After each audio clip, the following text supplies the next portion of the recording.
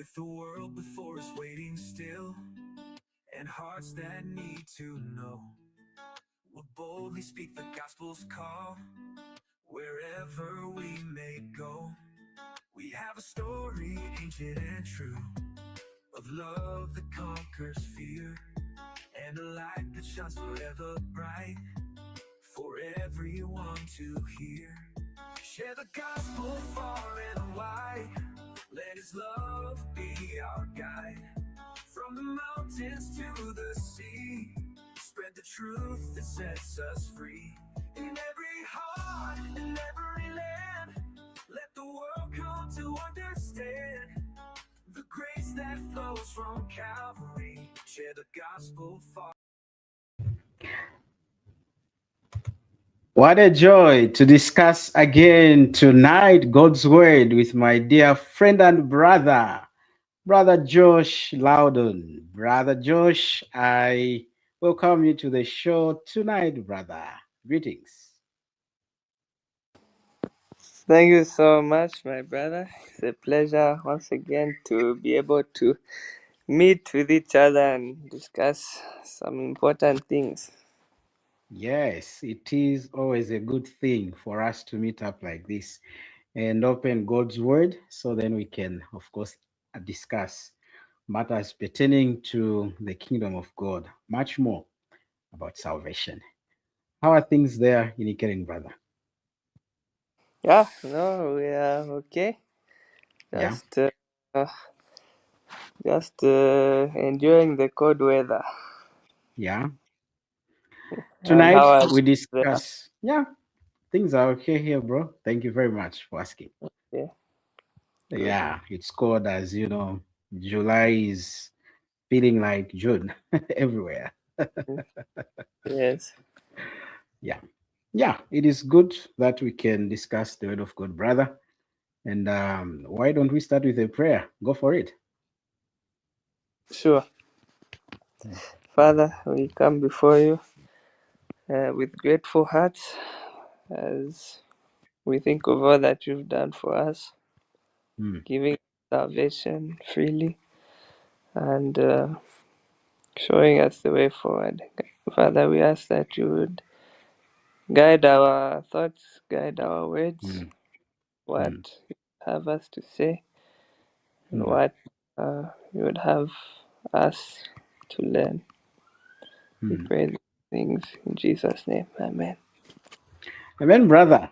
Indeed, indeed, we thank the Lord that He has enabled us again to meet up like this so that we can open His Word and, of course, discuss what He has impressed upon our hearts, especially as far as salvation is concerned.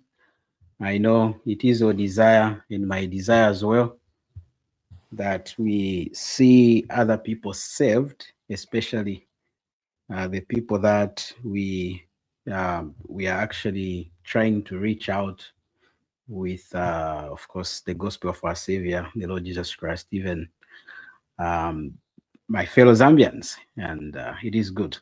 Brother, tonight we have something on our table, an important topic to discuss, of course, which is are Christians saved by good works, or they do good works because they are saved?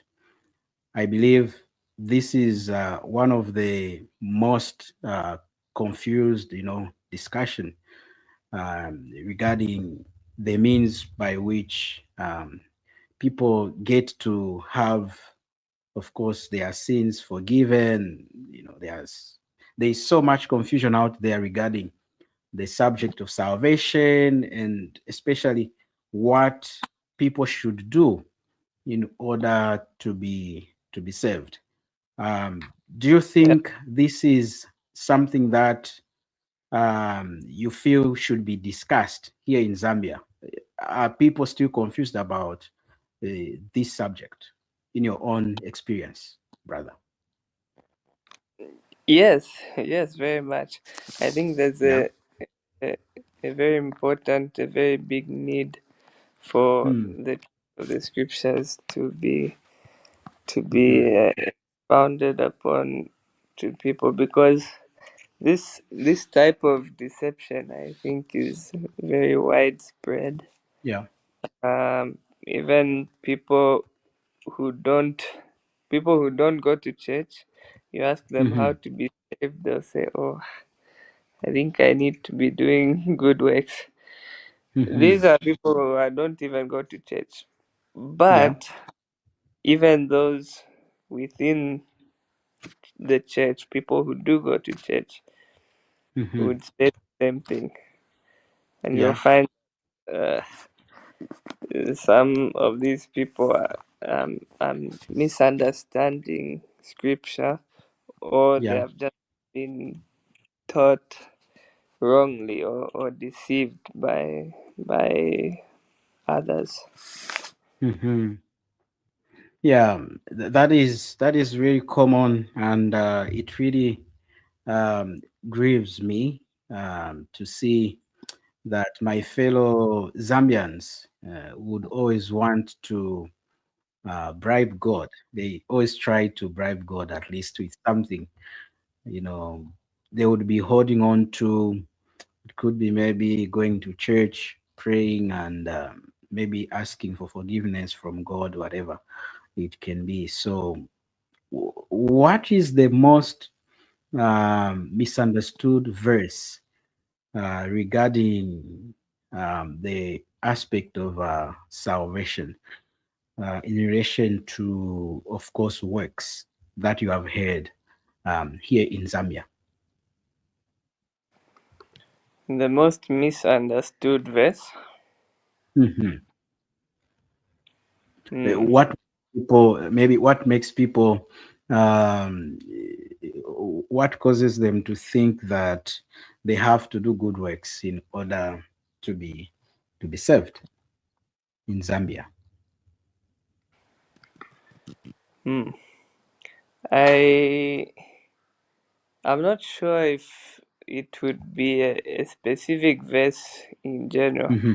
I feel like it's more of a just a widespread misunderstanding, or Hmm.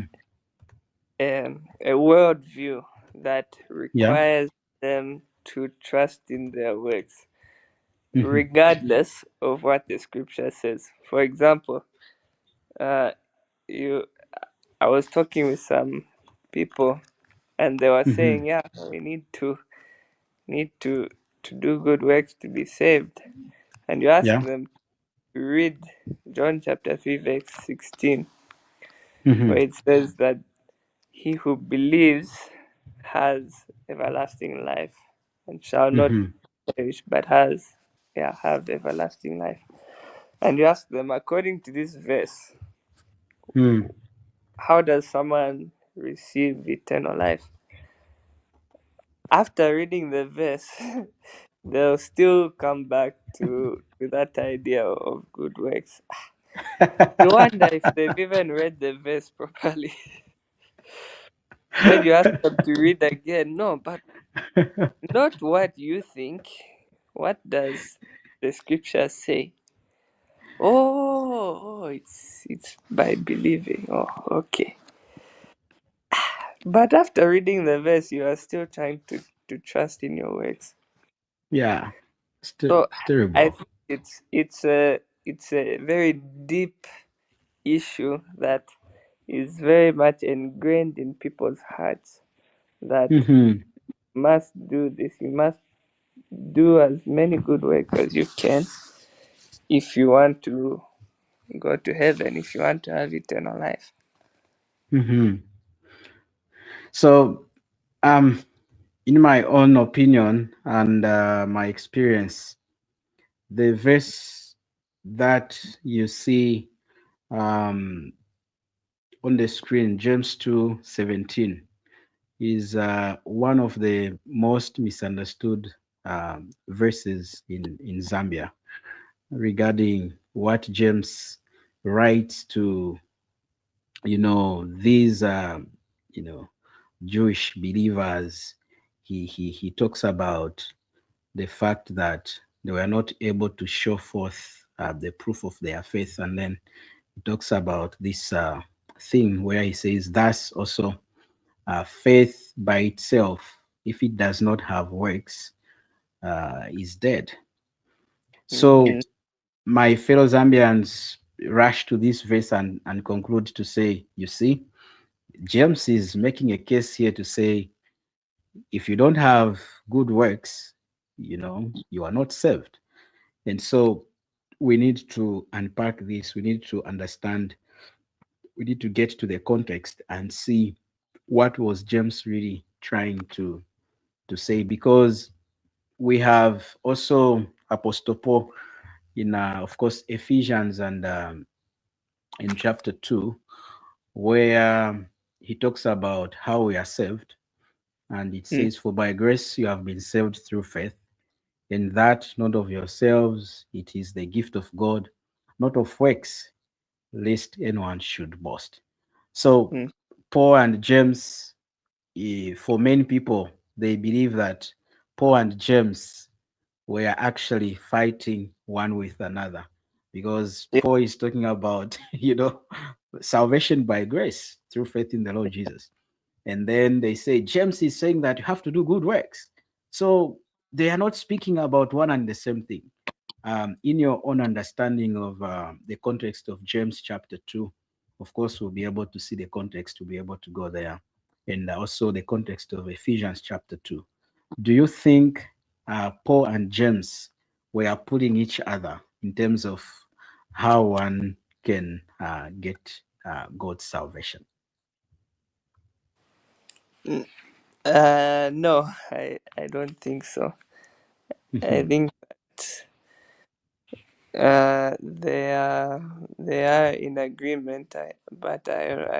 I know many people who would say that they are mhm, actually disagreeing with each other. They are contradicting mm, each other.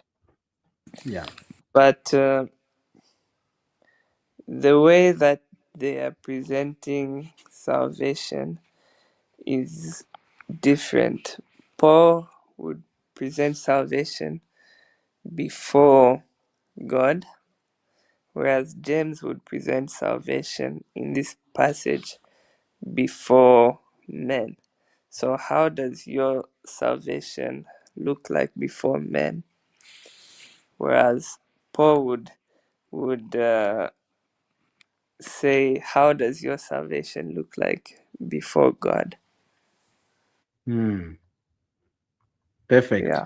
So in other words, when we consider what Paul writes in Ephesians 2, and also what James writes in James chapter 2, we see that they are both talking about salvation, except that Paul is looking at justification. And also, he talks about, of course, in verse 10, chapter 2 of Ephesians, the same thing that James is talking about in James chapter 2, which is issues to do with sanctification and the fact that people in the world are always looking at what a believer is doing. You know, Mhm. they don't really look at what is happening in a believer's heart. They don't look at our heart like God does. Scripture says that God looks at the heart. He sees what is in our hearts, but humans do not see it. And so it is the issue of understanding what James is talking about, and also what, of course, Paul would be talking about in relation to what the gospel is. So then the question is, are we saved by grace or works? What do you say before we look at the context, of course, of James chapter 2? We see the proof that James was actually emphasizing that believers should do good works, not because they should be saved, but because they were already saved. Are we saved by grace or works, brother? Right. Uh, I would say I would follow the word of God and say that we are saved by grace. Yeah. Hmm. I Why guess are we saved? Yeah, go for it. Go for it. maybe we would have to define grace, because Mm-hmm. grace is not really a very common word in Yeah, our day-to-day language. So yeah. grace is defined as is something that is not deserved. Wow. It is Something that is not something that deserved. something that is not deserved. So you are receiving something, but you do not deserve it. That is Wow. good. So in regards to salvation, God is giving us something which is Hmm. eternal life, but we don't deserve it. But we don't deserve it. Right. So that would be the definition of The grace. definition of grace. That is really lovely. And naturally, man has always wanted to find a way by himself to get right with God. Mm-hmm. And talking about this word grace, to many, it seems not to make sense. It doesn't make sense because man wants always to do something so then he can brag, right? About what he does. For example, people go to school, people advance in their studies, they go to college, they go to universities, so that on graduation day, they have something to show to the world that indeed they were working hard and things like that. So naturally, man wants to do his best to um, to praise himself or to be praised by other people, and so it becomes a very big thing as far as salvation is concerned, that even after God has done all work for us, for our salvation, man still doesn't want to accept what God has done for him. Man still wants to earn his way back to God. Man still is working very hard, trying to please God, so then God can accept man back to himself. Does that work according to the Bible? No, it doesn't. And Hmm. you find that's the difference between the Bible and every other type of religion in the world, Yeah. is that every religion is man trying to do something to reach heaven or have some sort of afterlife. Yeah. Whereas according to the Bible, it is God who did something. Hmm. It is, and that's what makes Christianity, biblical Christianity, unique, is that Yeah. God is the one who did all of the work. In Hmm. every other religion or every other um, false Christian doctrine, it is man trying to do the Hmm. work. But according Yeah. to the Bible, it is God who did the work. God Hmm. sent his one and only Son so that we might have eternal life, Amen. apart from us doing any type of work. Yeah. Yeah.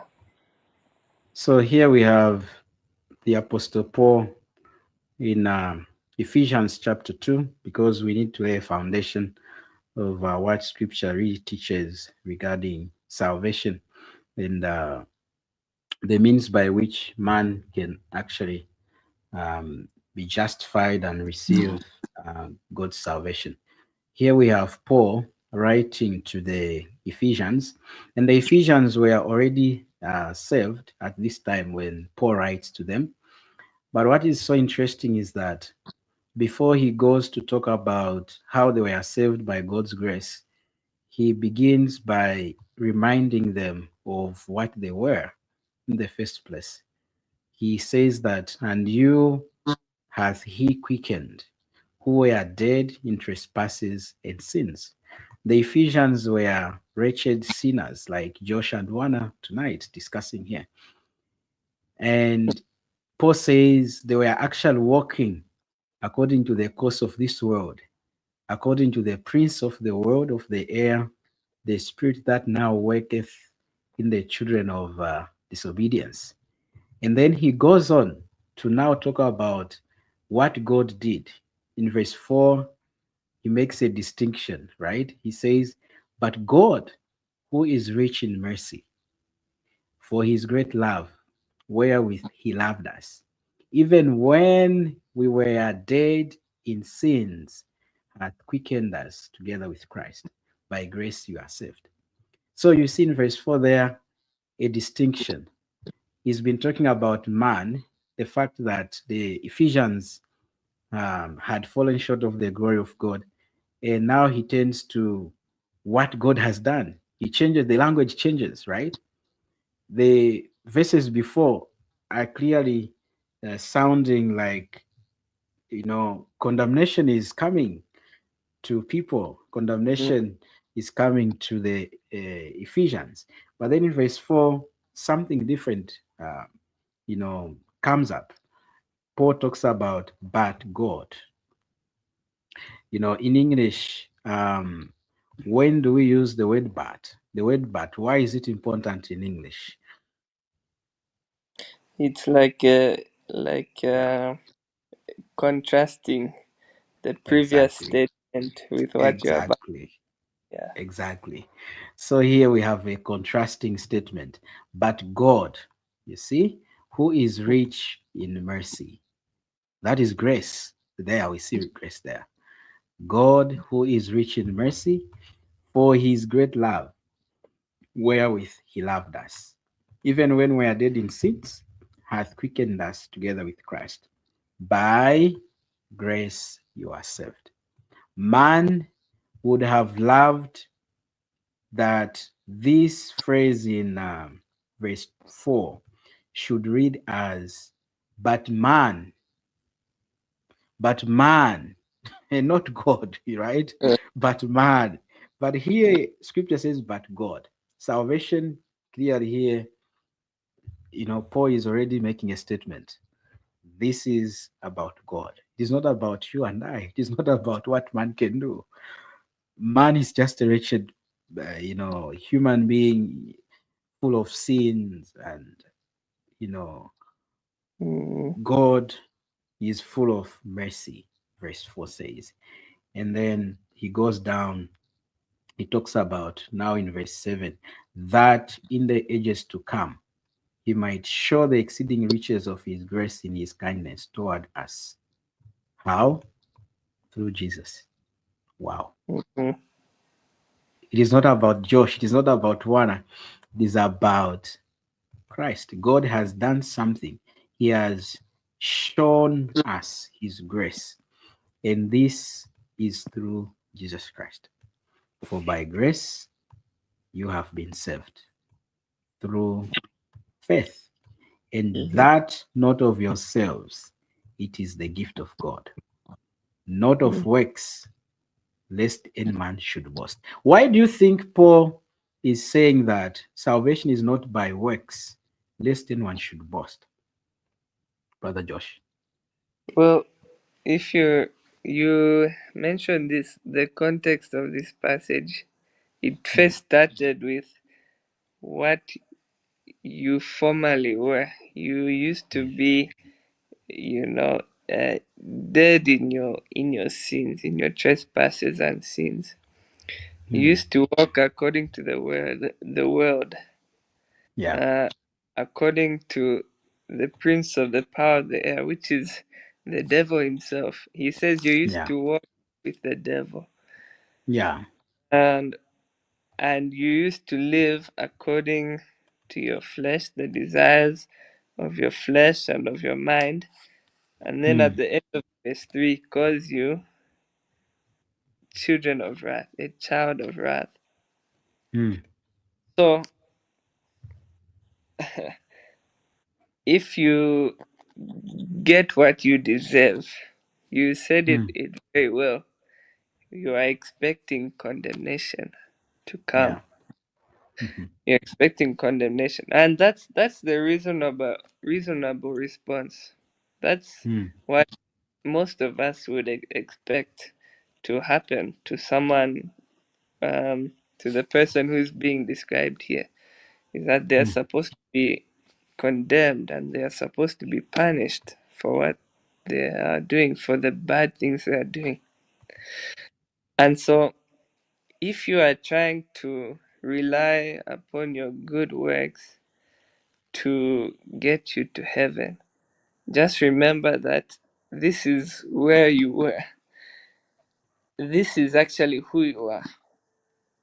You are a child of wrath. Hmm. And no matter how many good works you do, you'll still be a child of wrath. Hmm. You'll still be walking according to the world. You'll still be uh, working for the devil, basically. Yeah. Because God describes all of our good works in the book of Isaiah. He describes them as filthy rags. In other words, useless. Yeah. Yeah. So if you are Mhm. going to rely upon your good works, it it's just a vain thing. It won't work. Hmm. That is why verse 4 is so important. But God being rich in mercy. Hmm. The question, what's the difference between mercy and grace? Grace is getting something that you don't deserve, Yeah. whereas mercy is not getting what you do deserve. So, according to verses 1 to 3, what do you deserve? You deserve condemnation. Hmm. But mercy is not getting what you do deserve.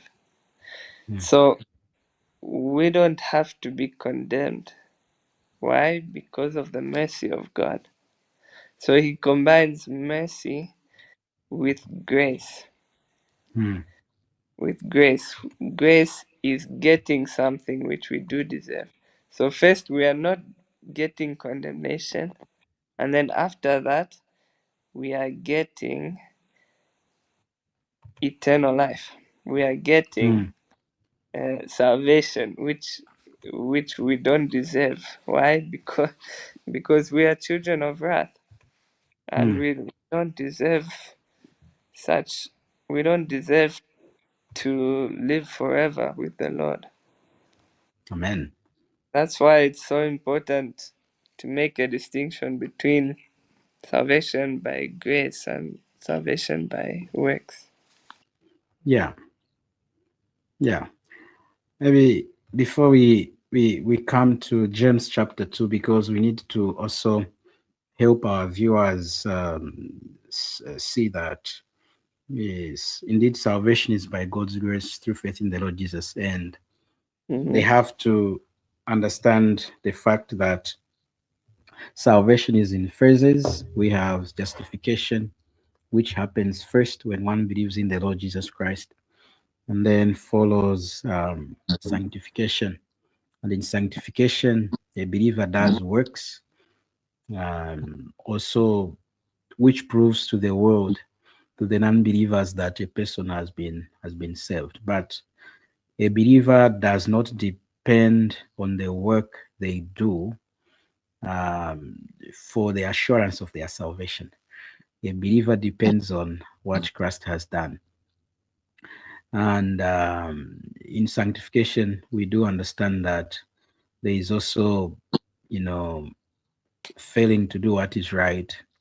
A believer might not do what is right here and there um, because of the sin nature in them, wrong choices. Believers are still prone to, of course, making wrong decisions and mistakes. But then we also have the last phase of our salvation, which is glorification, which is basically being saved from the presence of sin. We shall not be able to see sin. We shall not be able to sin anymore when the Lord Jesus Christ comes to take us. And when he changes our bodies, scripture says we shall be like him. And so we are looking forward to such a time. I was thinking of what Paul writes also in Romans, I think Romans chapter 3, regarding how we are justified. Maybe if we can go there quickly before we come to James, we see why do believers do good works. Romans and of course chapter 3. Yeah, Romans chapter 3. I love to start from verse 9, where we have this statement. What then? In context, we know Paul is writing to the Roman church, which had Jewish people and also the Gentiles. And we see this clearly where he quotes also the Old Testament. And many times when the Old Testament is quoted, it makes us believe that the Jewish people were in those areas, the apostles would address as they would write their letters as Yeah. given by the Lord. Yeah. So what then? Are we better than they? Are the Jews better than the Gentiles? Are the Gentiles better than the Jews? Not at all. For we have previously charged both Jews and Greeks that they are all under sin. As it is written, there is none righteous, no, not one. There is none who understands. There is none who seeks after God. They have all turned aside. They have together become unprofitable. There is none who does good, no, not one. It goes on to verse 19. There we see the fact that, you know, all people under the law, so that um, every mouth may be stopped. It says, now we know that whatever the law says, it says to those who are under the law, these are the Jews, right? That every mouth may be stopped and that all the world may become guilty before God. One of the reasons why God gave the Ten Commandments and other laws to the Jewish people, it was for the purpose that the Jewish people should see their need of a savior. And not only to the Jewish people, but to the rest of the world, as scripture says, and all the world may become guilty before God. The law is like a mirror. We see our wrongdoing, then we rush to Christ because he's the solution, right? Verse 20, therefore, by the deeds of the law, no flesh will be justified in his sight. For by the law is the knowledge of sin. You see, another reason why the law is very important. It shows us what sin is before God.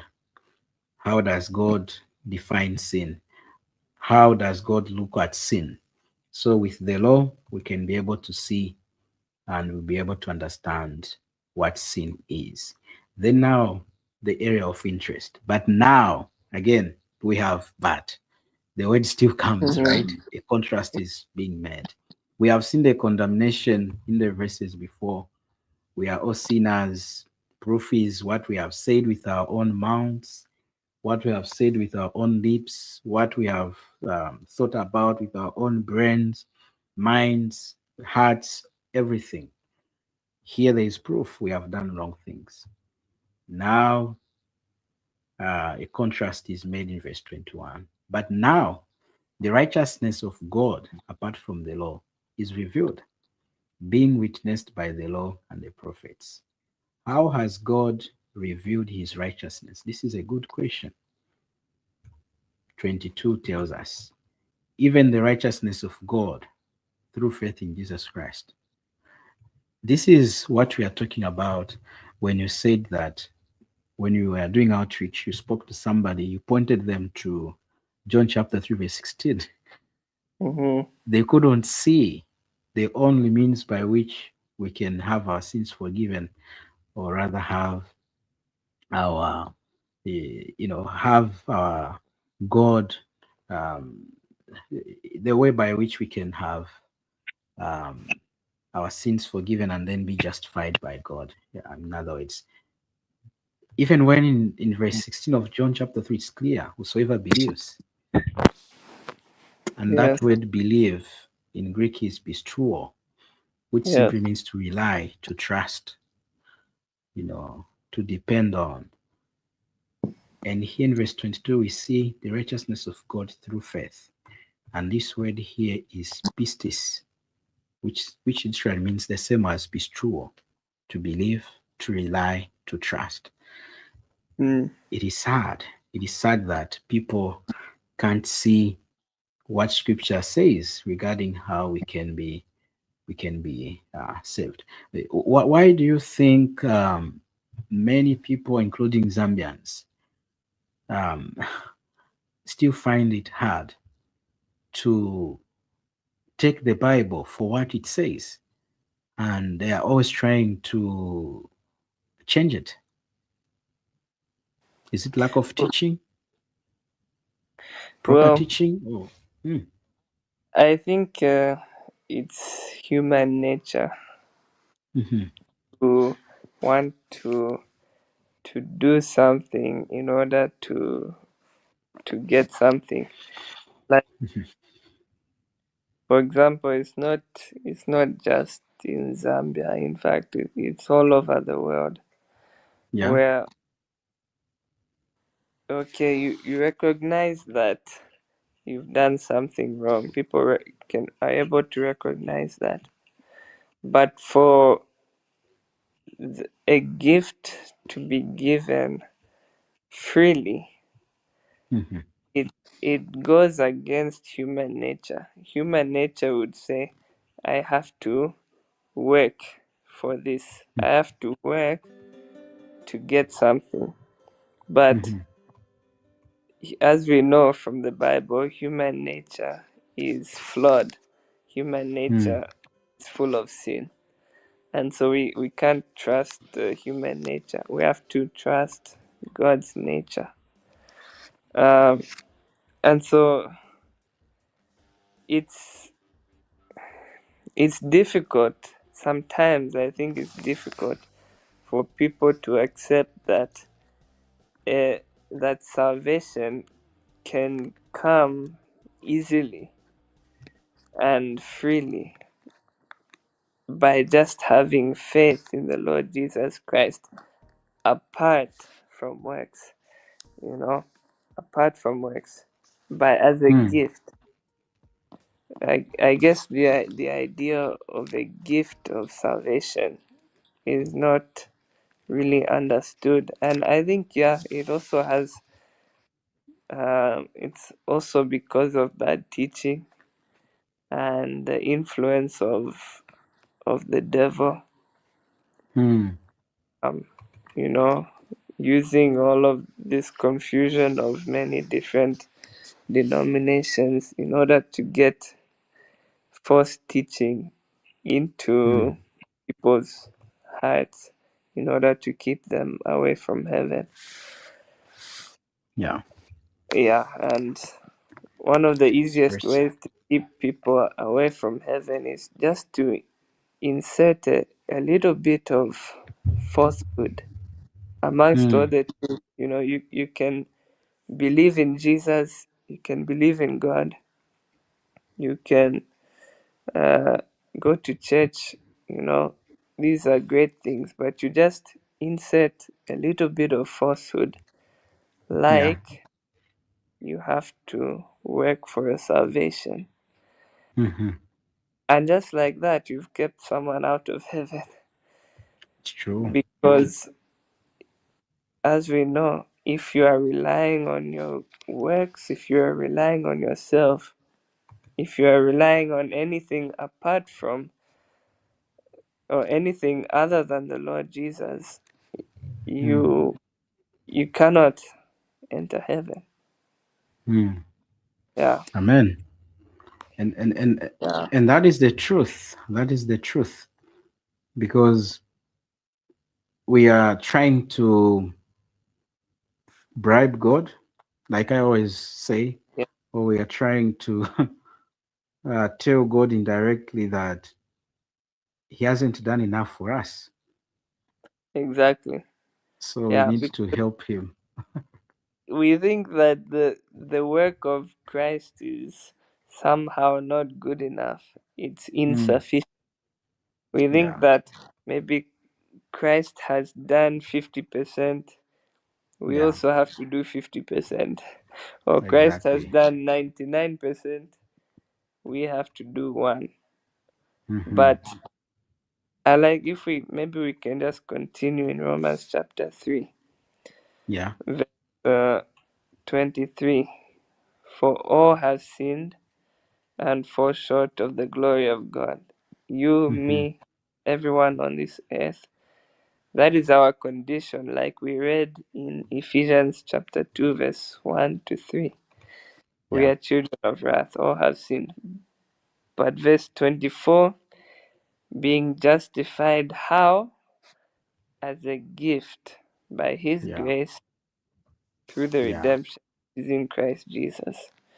Amen. Hallelujah. I hope people are hearing these words. It is a Mm, gift by his grace.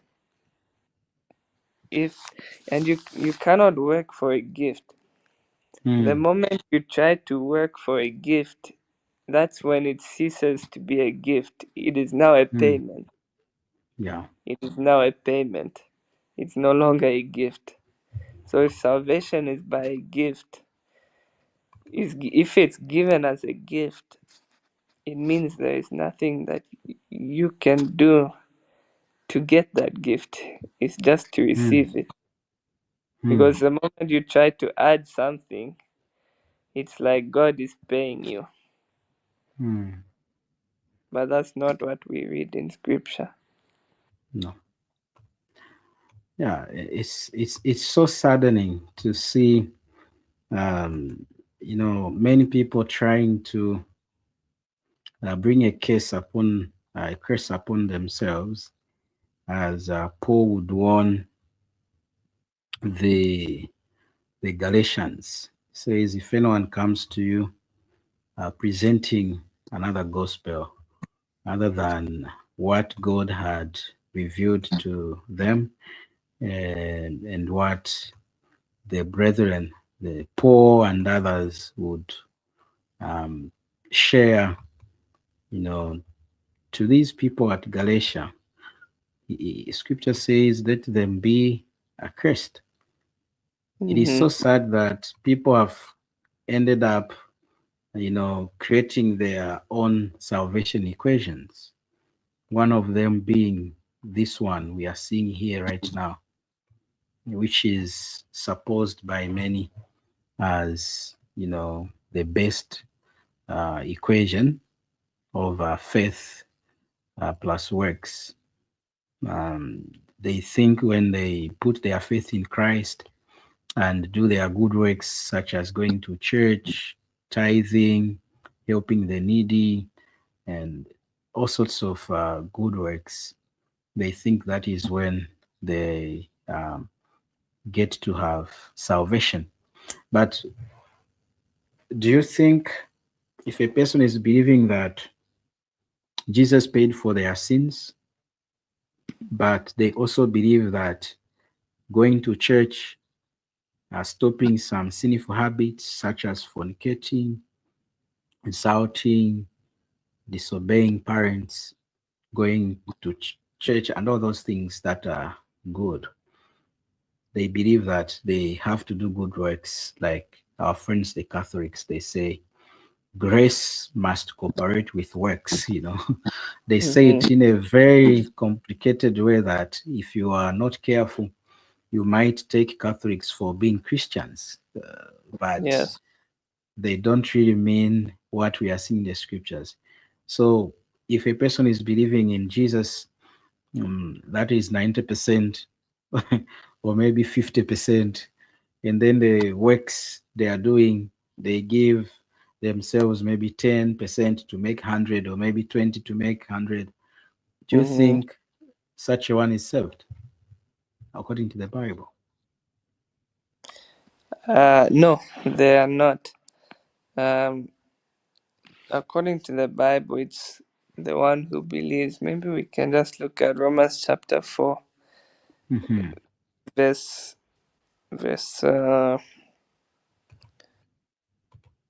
maybe we can start in verse 2. Mm-hmm. It says, "For if Abraham was justified by works, he has something to boast about, Mm. but not before God. For what Mm. does it say? Abraham believed God, and it was credited to him as righteousness."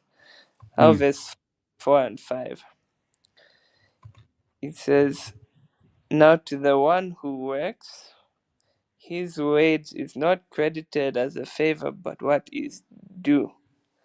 Mm. So, in other words, a payment. Then, verse 5, "But to the one who does not work, but believes in him who justifies the, the ungodly, his Mm. faith is credited as righteousness." Did you notice that? To the one who does not work, Mm. his faith is Yeah. credited as righteousness. Who does not work, Mm. but does what? But believes. Believes exactly So on him. there's only one thing that is required according to the Bible, and that is belief, not works, not working. Mm. So you cannot combine the two. Mm. Pe- You are right. Many people would love to say, yeah, faith is required to be saved, Mm. but you also have to add Mm. baptism. You have to add Yeah. going to church. You have to Mm. add being a good person, whatever. If even just asking for forgiveness for many, it is the reason they are going to heaven. Yeah, they are relying on that, which in and of itself is a work. So, meaning, Yeah. once again, you are combining faith and works. But according to the Mm. Bible, the one who tries to work Mm. is trying to receive a payment. But God does not pay us, He Mm. gives us gifts. Yeah. Freely. The one who believes is the one who has received a gift of righteousness, Mm. faith, no Yeah. adding works. Amen. Amen, bro. Yes, I Are you ready to get shocked for a moment? go for it. Can you see this? What's that? It is what you are seeing. So this is a bunch of a piece of paper. Okay, I have a lot of papers with me, as you can see. Mm, This is a research conducted up in Winunga around 4 days holiday, which just ended um, this July.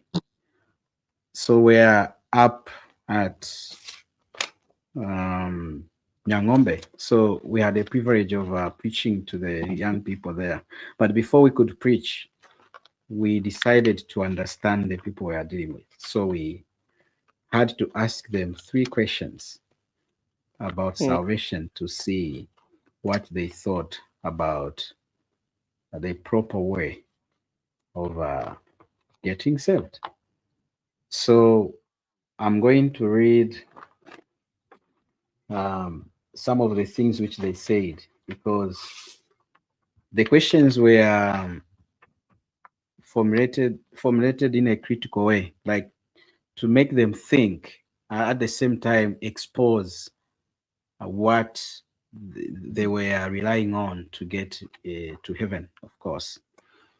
So this is question number 1. Let me see if I can um, put these questions on the screen.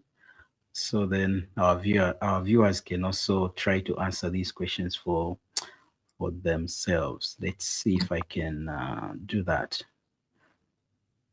Um, okay.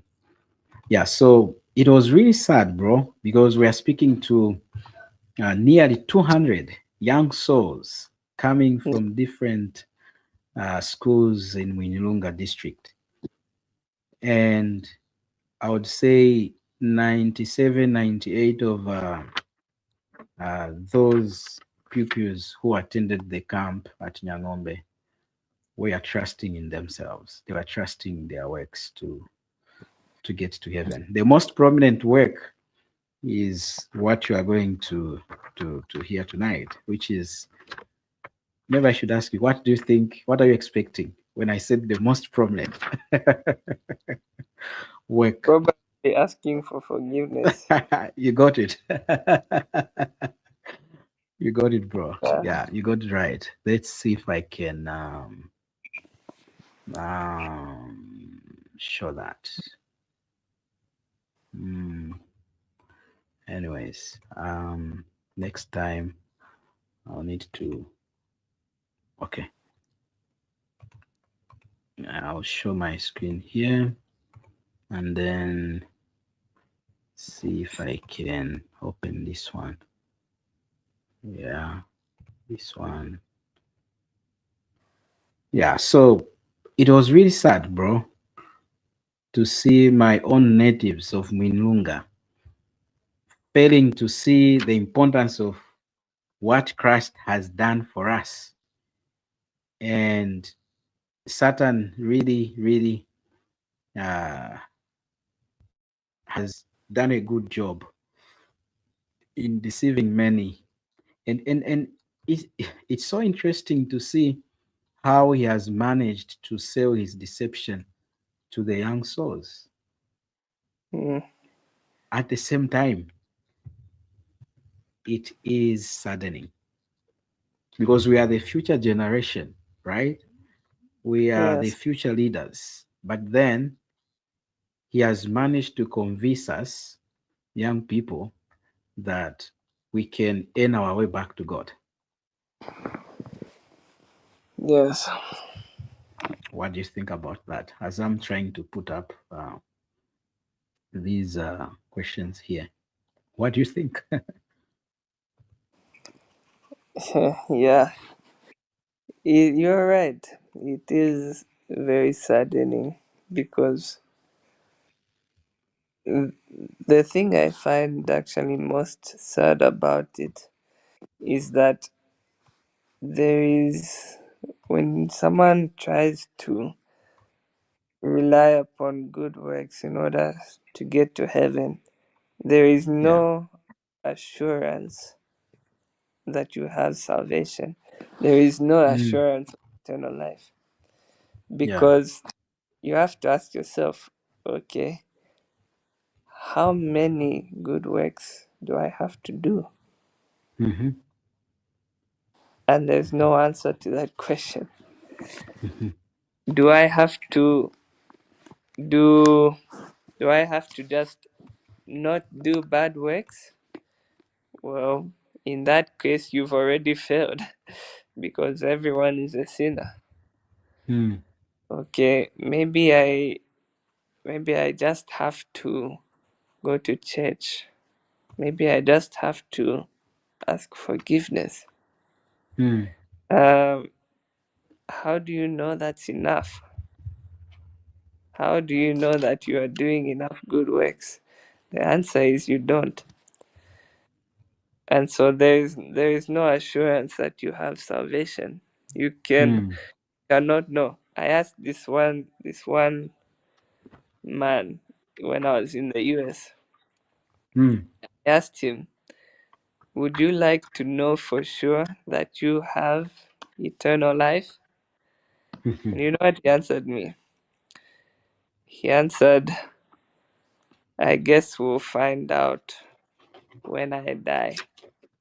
mm, mm, And I told him, no, you can know for sure right now that you have eternal life. People would like to hope that when they die, they'll have eternal life. But the Bible says, no, now you can have eternal life. And you can know for sure that you have Yeah. eternal life. Amen. It says in the book of John, chapter 5, verse 24, he who believes has eternal life, Mm. not will have in the future Mm. once they die. No, right now you Yeah. have passed from death into To life. life. So Amen. the Amen. moment you believe, you have eternal life, and that's assurance. You can Mm. have a full and convicting hope Amen. and knowledge that you have eternal life, which Mm-hmm. people who trust in works just cannot have. They cannot have that hope. They cannot have conviction about Amen. salvation. Mm. Amen. Here is the first question that we asked our natives in Minlunga. So, having given them, you know, uh, these papers to simply attempt these questions, I was now reminding them as I was preaching. Do you remember these questions? Mm. So, as you can see, the first question was, if you died right now, no chance to go to church, home, to your family, where would you go? Heaven or hell? And why? So, this is one of the responses. This person confidently says, I will go to heaven because no matter how life treats me, I never stop believing in God. You hear that? It is always Okay. about I. It is always about I, right? No matter what Mm. what comes their way, they always believe in God. It Mhm. sounds like this person, oh, believes in God. Very good. Question number two, we'll review the heart of this person. Question number two, if a person is a thief, liar, fornicator, disobedient to parents, insulter, fighter, and suddenly he's driving a motorbike and crashes into a tree and is seriously ill, about to breathe his last. It happens that you are at the accident scene, and this victim says, what must I do to go to heaven when I die? What would you tell them to do in 2 to 5 minutes? So when he dies, he goes to heaven, hearing, bearing in mind that he only has how many? 5 minutes before he dies. And this is the answer. I will advise him to ask for forgiveness and believe wholeheartedly that God will forgive him. Another person says, ask for forgiveness. Mm. They will only tell this person, ask for forgiveness, to tell God, God, forgive me my sins. And they think that is how they can get right with God, right? And it is sad. The third person says this. Let me read what I'm just sampling. And it is so saddening. Okay, so saddening.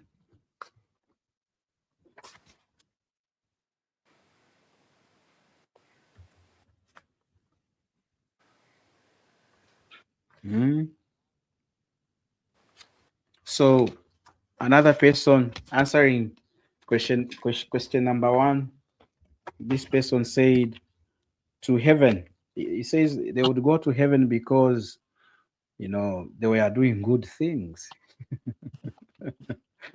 Mhm. They were doing good things, so they would make it to heaven. And lastly, I'll read the fourth responses of another person.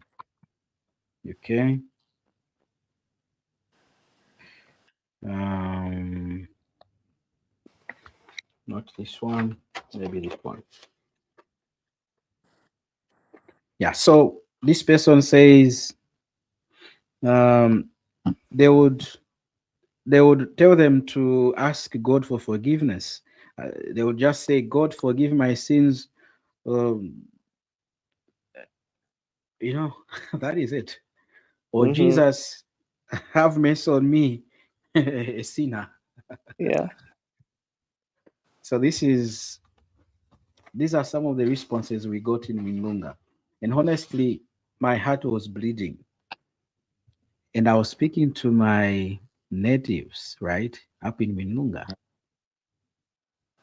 It wasn't giving joy at all. Even now, I still feel bad. And while there, they asked us this important question.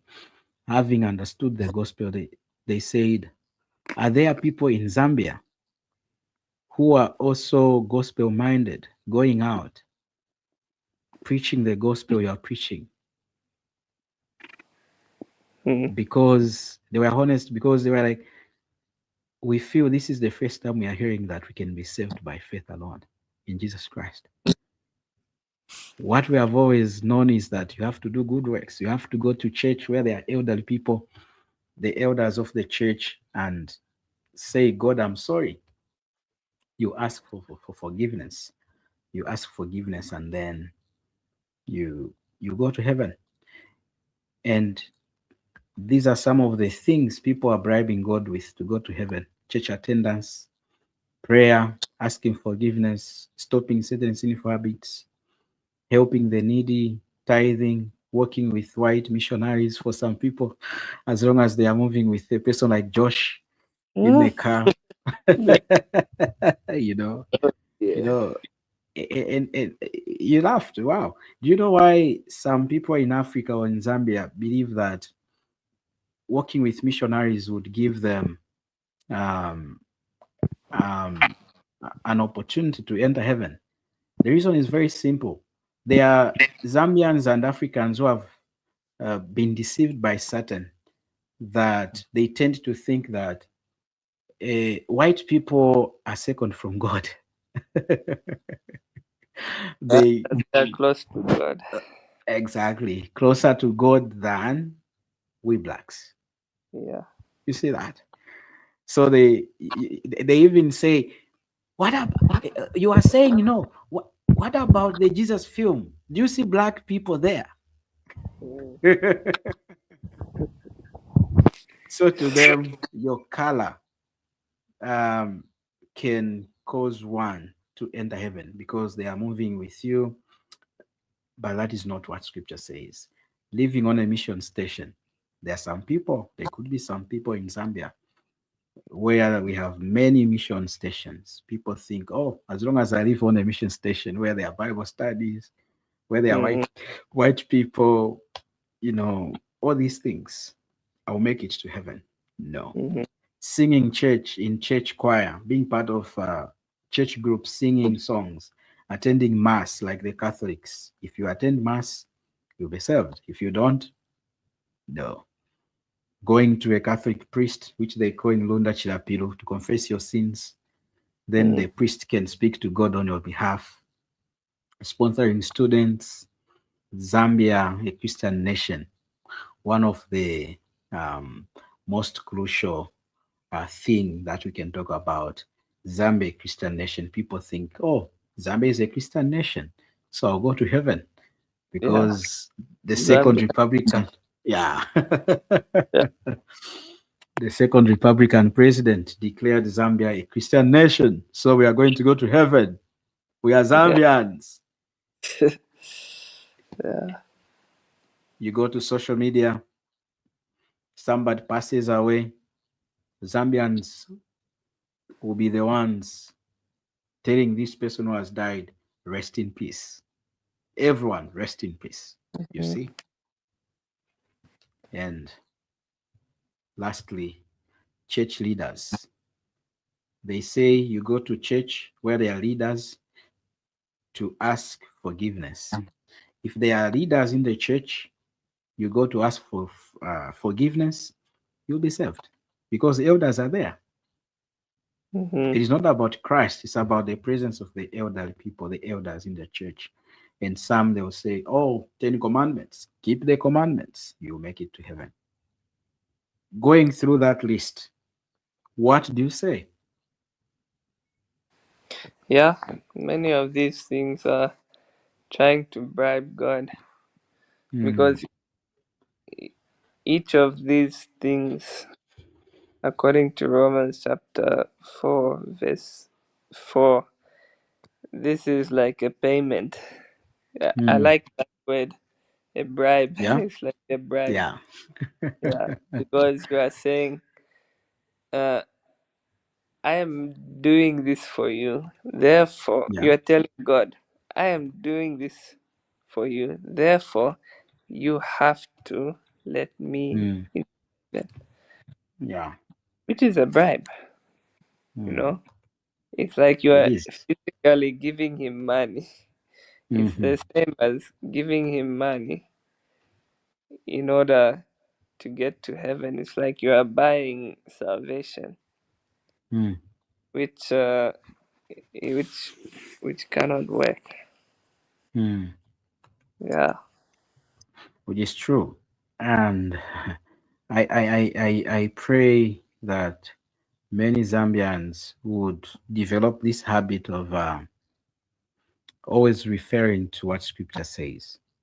No matter what people might say regarding their church beliefs, they should always go back to what scripture says. With the scriptures, you never go wrong. Mm-hmm. But if man wants to be a follower of fellow humans, trouble will definitely find them out. And I love the fact that you brought up this passage in Romans 4. Abraham has been considered as the father of faith, and all of us who have believed in the Lord Jesus. And scripture says if he was justified by works, he could, he could boast. For if Abraham was justified by works, he has something to boast about, but not before God. Mm-hmm. I love that statement. Why not before God? Because God is not justifying us by our work. But Right. before men, yes. Yes. Abraham would boast, yes, I did this. I was ready to sacrifice my son. I Yes. was ready to give God my son. Yeah. But scripture says, but not before God. And For what that's does, the yeah, difference, yeah. yeah, between, that's the key difference between, maybe we'll talk about this later, but between James and Paul. This Hmm. very, yeah, justified not before God, but in James we'll talk about justification Hmm. before before men. Man. Mm. Yeah. Perfect. Perfect. Yeah. So people should see this. Before God, no work of our own is needed for justification. It is the sufficiency of Christ. It Mhm. is the sufficiency of Christ. That is why he would say, it is finished. Yeah. Teretestai. Teretestai. It is finished. Right? It is done. Yeah. Payment Exactly. has been made. So we shouldn't try to earn our way back to God. It is disappointing to the one who has given it freely to us. And we thank God for verse 3. For what does the scripture say? Abraham believed God. When he believed God, it was accounted to him for righteousness. Wow. Mm-hmm. How was Abraham justified? How was Abraham declared righteous before God? It was by believing in God. Mm-hmm. He believed God for the promises he made regarding the coming of the Savior. They had faith in God's promises, even regarding the Lord Jesus, the fact that God said to Abraham that he would bless the whole world through him. Speaking of the Lord Jesus, the nation of Israel, through whom the Lord Jesus Christ came to the world. They had faith in the future promises of the coming of the Messiah. So they were saved because they believed in God and his promises that Christ would come. So they saw Christ uh, afar off. They could not see him as we see him in the scriptures. They saw him very far. But us, we have him just like the way I am with this microphone, right? It's so close. So, all in all, faith in Christ is what saves. Nothing else saves us. And so, to him who works, the wages are not counted as grace. Do you want to be justified by works? That is not grace. Grace demands that you do nothing. Mm-hmm. Grace demands that you do nothing because the Because moment you do something, it becomes wages. yeah, Yeah. yeah, So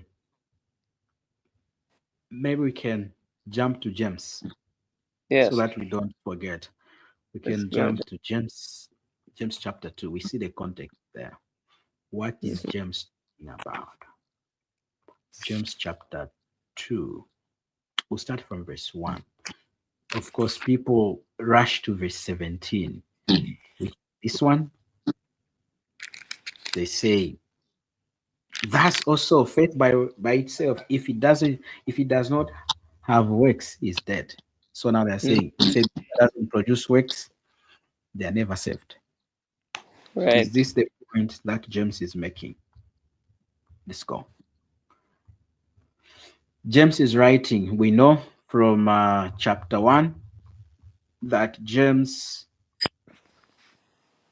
was writing to the 12 tribes and introduces himself as James, a bond servant of God and of the Lord Jesus Christ, to the 12 tribes which are scattered abroad. And he says, greetings. My brethren, count it all joy when you fall into various trials, tribulations, knowing that the testing of your faith. See, James is writing to people who had faith, right? Mm-hmm. He's writing to people who had faith. Yes. And is their faith, when it is tested, it would produce patience. But let patience have its own perfect work, that you may be perfect and complete, lacking nothing. If any of you lacks wisdom, let him ask of God, who gives to all liberally and without reproach, and it will be given to him. But let him ask in faith, with no doubting, for he who doubts is like a wave of the sea, driven and tossed by wind. James is emphasizing faith still here. Not for let not that man suppose that he will receive anything from the Lord. If he is a double-minded man, unstable in all his ways. Now comes this. Let the lowly brother glory in his exaltation, but the rich in his humiliation, because as a flower of the field he will pass away. As for for no sooner has the sun risen with a burning heat than it withers the grass, its flower falls, and its beautiful appearance perishes. So the rich man also will fade away in his pursuits. Blessed is the man who I'm reading in chapter 1. No, Chapter this is one. not. Sorry. I thought I was reading chapter 2. Okay. Yeah. My brethren, do not hold the faith of our Lord Jesus Christ, the Lord of glory, with partiality. Keyword there. So we have that word already. Partiality. James is speaking to believers, people who had faith in God, in the Lord. For if there should come into your assembly a man with gold rings in fine apparel, and there should also come in a poor man. You see, we have a poor man coming in where there are these people who claimed to have faith. And James says, if such a thing was to happen, a rich person and a poor person, they shouldn't show any partiality. And you pay attention to the one wearing the fine clothes and say to him, "You sit here in a good place," and say to the poor man, "You stand there." What is James already talking about here, bro? He's talking about distinctions in believers, amongst Yeah. believers. Hmm. What he has just said, does it make you and I believe that somehow such things were already happening among these believers? Yes, Hmm.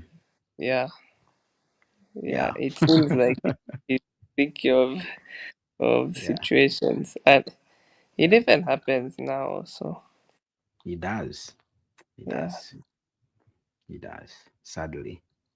So you pay attention to the one wearing the fine clothes and say to him, "You sit here in a good place," and say yeah, to the poor man, "You stand there," or "Sit here, my footstool, at my footstool." Have you not shown partiality among yourselves and become judges with evil thoughts? Listen, my beloved brethren, has God not chosen the poor of this world to be rich in faith and heirs of the kingdom, which he promised to those who love him? But you have dishonored the poor man. You see, it was happening. But yeah. you have dishonored the poor man. Do not the rich oppress you and drag you into the courts? Do they not blaspheme that noble name by which you are called? If you really fulfill the royal law according to the scripture, you shall love your neighbor as yourself. As yourself, you do well. So, what is he saying here regarding the law in relation to what was happening among these believers? Yeah, he's talking about partiality, showing special preference to one believer Hmm. as opposed to another. Maybe one who is rich versus one who is poor. Um, but in that case, they are not they are not following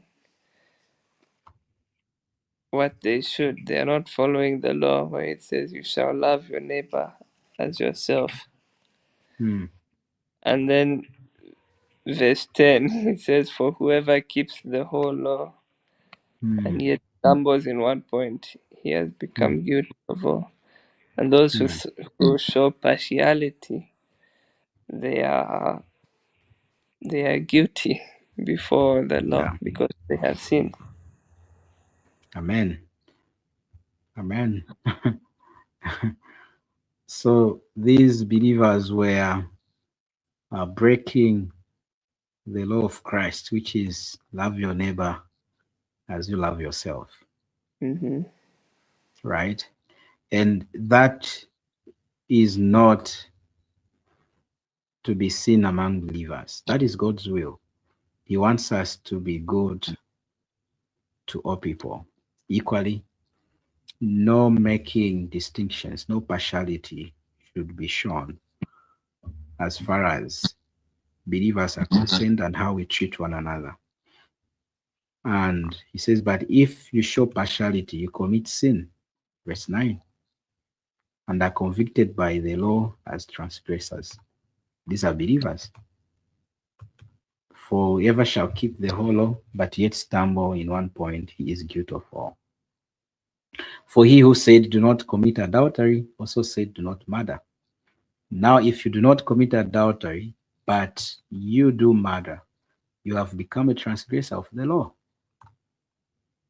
So Hmm. speak, so speak, and so do as those who will be judged by the law of liberty. For judgment is without mercy to the one who has shown no mercy. Mercy triumphs over judgment." Now he talks about now what most people in Zambia uh, get confused with when they come to this portion. They say, what does it profit, my brethren, if someone says he has faith but does not have works? Can faith save him? And then they say, oh, you have to do good works to be saved. Because the scripture says, can faith save a person without works? What Mm-hmm. kind of saving is this that James is talking about, brother? Well, this saving is saving before men. I think. Mm, I think let's read the context of this passage. yeah, Read again from verse 14 up to the end of the chapter, so that we get the full context. yeah. Go for it. Read also. I've read so much. Go for it, bro. Okay. So Yeah, I have my Bible here, which is yeah. New American Standard Version. Okay. Verse 14, it says, "What use is it, my brethren, if someone says he has faith, but he has no works? Can that faith save him?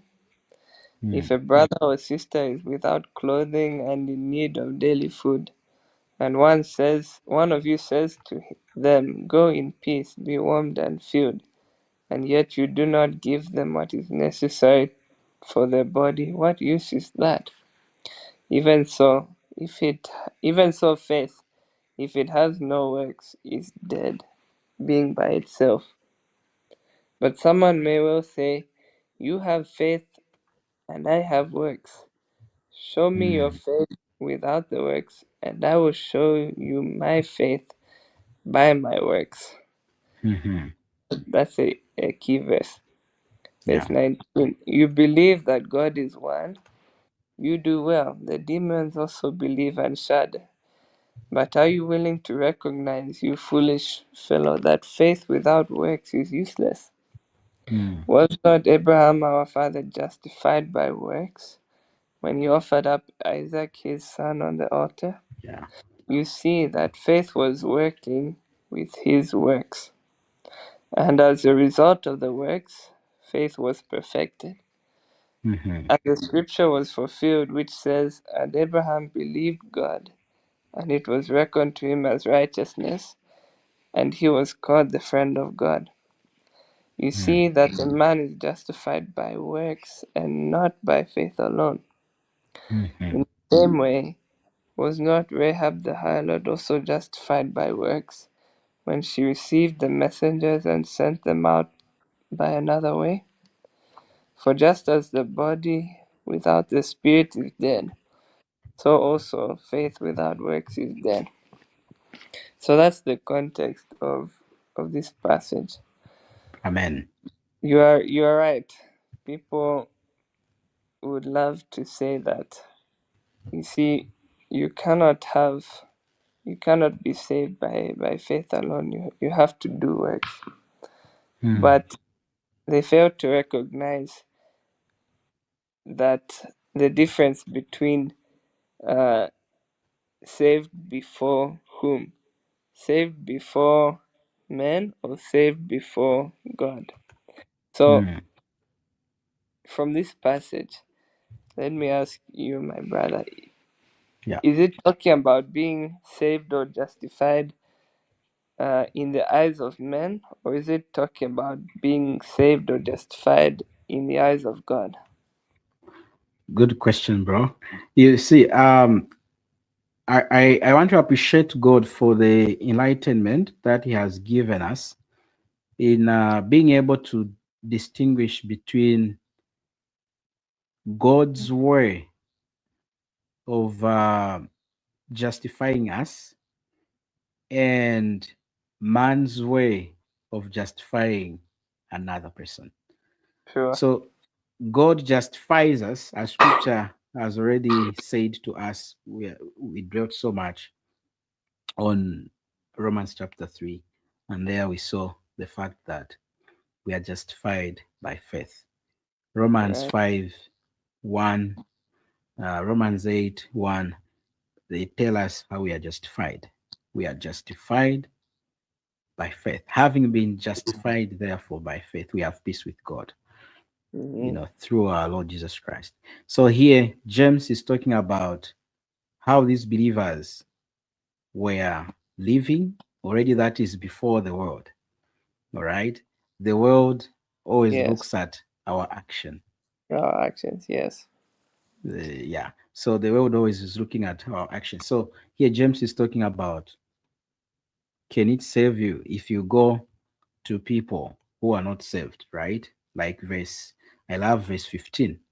If a brother or a sister is naked and destitute of daily food, you are a Christian, and one of you says to them, depart in peace, and the non-believers are watching, can you go to Mm-hmm. the non-believers and say, oh, I'm a Christian, I believe in Jesus, that he paid for my sins? They won't believe you. But um, in reality, you may be a believer going to heaven, yes, but your works, what you are doing before men, might disqualify you, not before God, but before men. Right. They Right. would say, this person is a pretender. Right. He's not saved. Exactly. Yeah. So yeah, in this passage, especially verse 18, Mm, thus someone may well say, "You have faith and I have works. Show me your faith without the works, and I will show mm. you my faith. How? By my By works." my works, You exactly. see, men cannot see the heart; they have to see Mm. the actions, whereas Amen. God sees the heart. So Yeah. that's a good example that you gave. Someone says, I trust in Jesus to save Hmm. me, but he drinks a lot, he smokes, Hmm. Hmm. maybe he he insults people and such. Uh, People looking at him, will they think that he's a believer? Will they think Definitely that he's not. going to heaven? No, Definitely not. no. Yeah. But they can't see his heart. Hmm. He may be truly, genuinely saved before God, Yeah.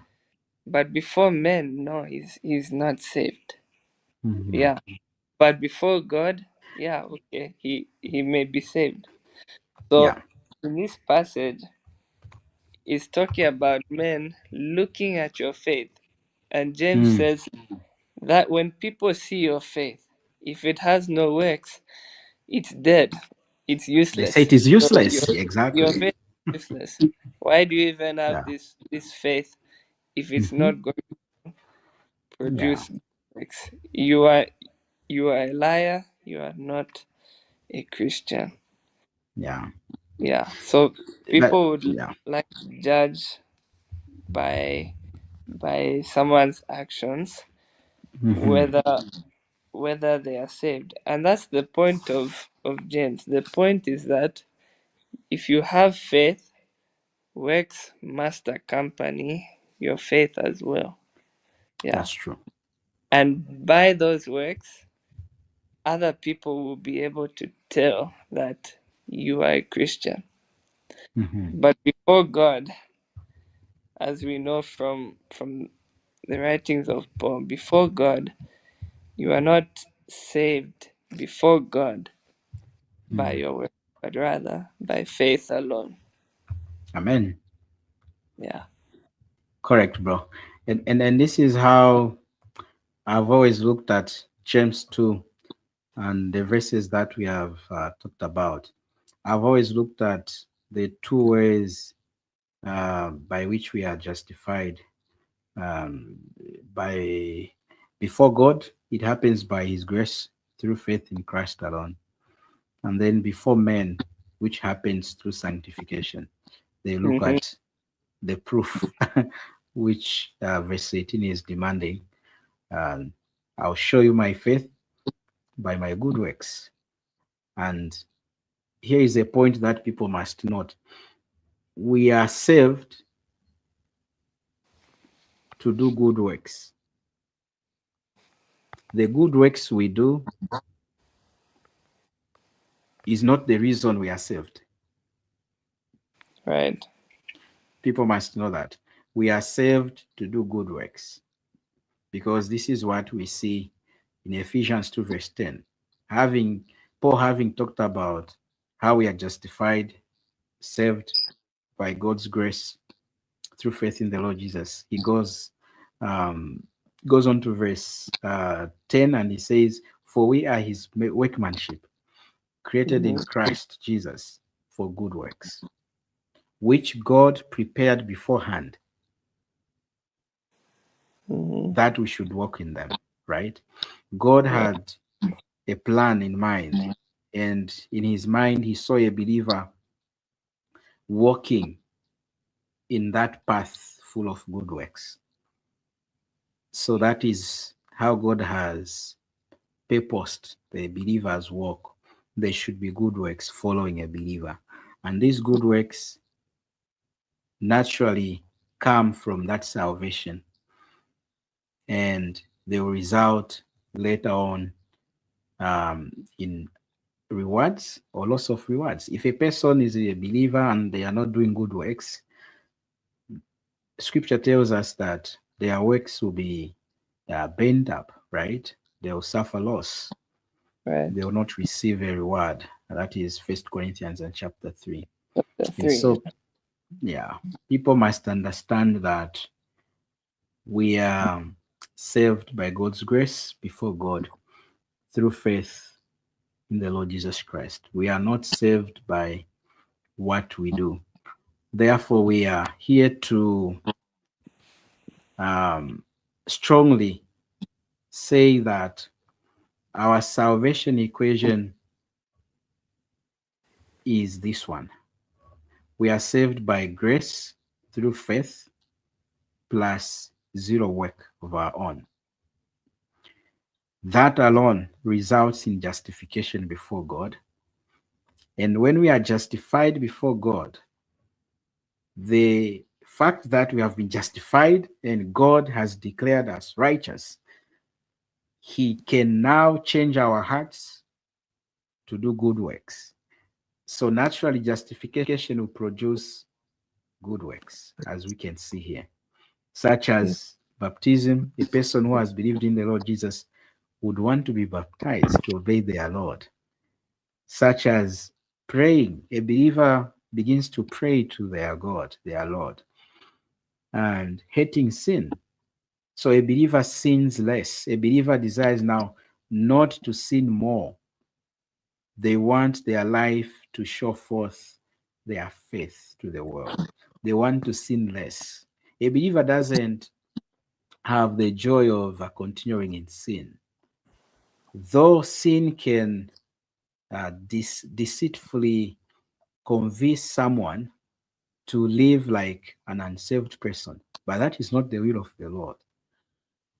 When we give room to Satan to control us again, because of not listening to the Holy Spirit within us and the scriptures, a believer can look like an unsaved person, but yet they are saved. So we have to be careful that we shouldn't base our salvation or people's salvation on how they perform. Performance is not what determines our salvation. It is Christ has done everything. This happens by faith alone, as we see in Romans 5:1-2.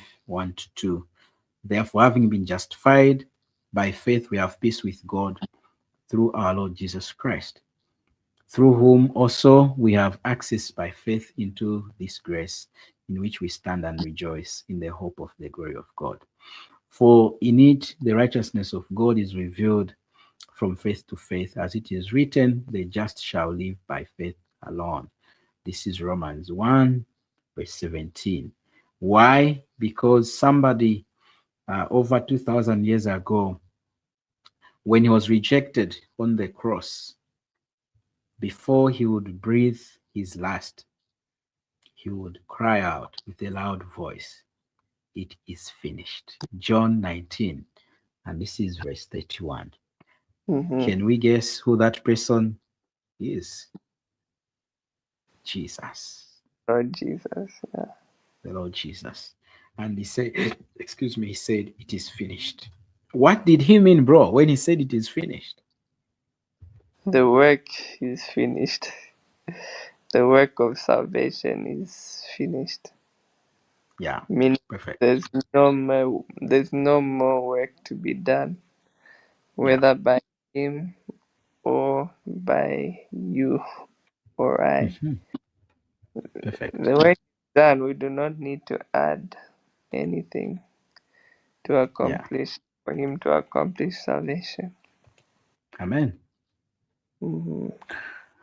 So that is the truth of the scriptures. Friends watching us, those who view our video later on, this is the truth of the scriptures. We need to know that we are saved by God's grace through faith in the Lord Jesus. It is not by what we do. We have to understand that good works, as scripture says, good works do not help God. Good works help humans. I want us to just turn to Titus as we think of concluding our discussion. We might be getting tired also. Maybe we can rush to Titus chapter 2 and then also read chapter 3, especially Titus chapter 2, verse 14. Let me see if I can bring my Bible here. Um,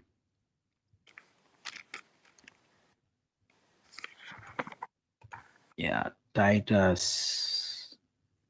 We have Titus in chapter 2. This is the point we want to conclude with. Why then do we do good works? And we are going to see some of the reasons in Titus. Paul writes to Titus and he says this thing.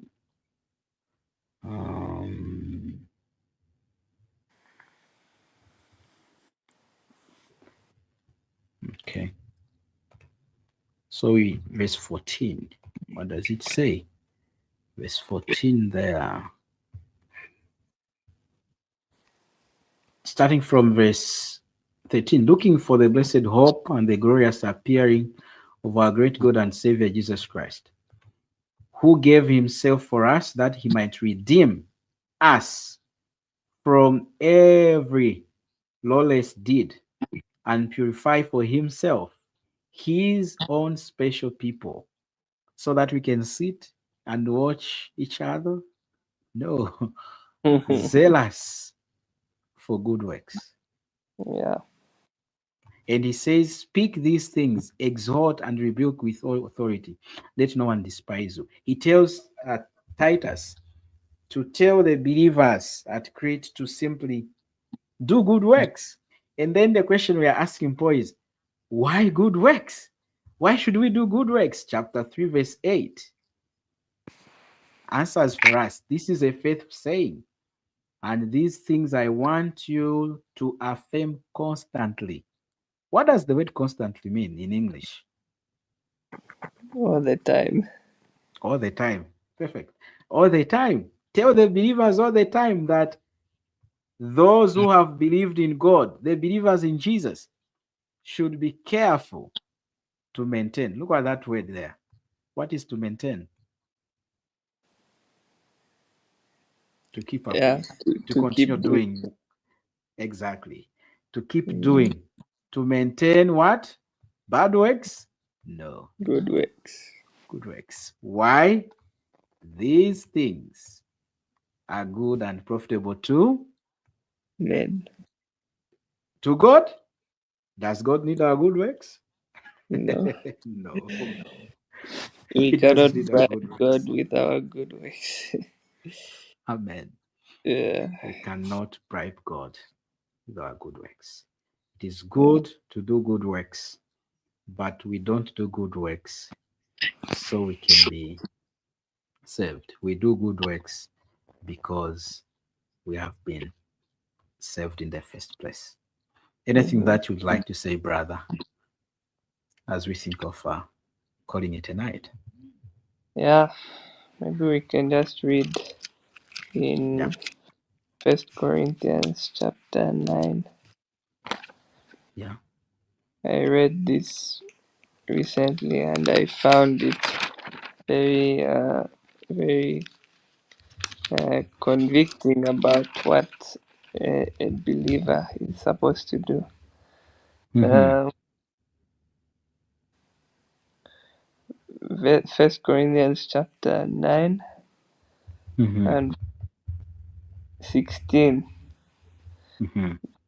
Paul is talking. He says, "For if I preach the gospel, I have nothing to boast of, for I am under compulsion.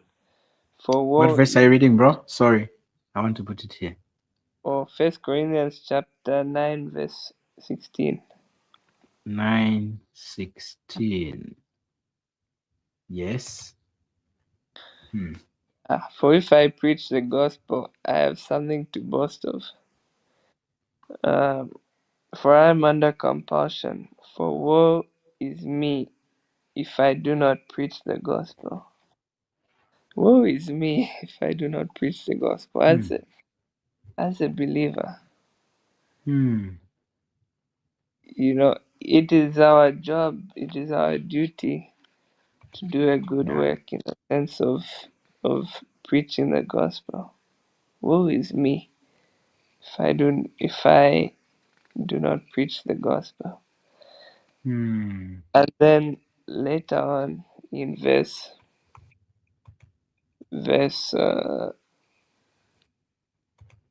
24, Yeah.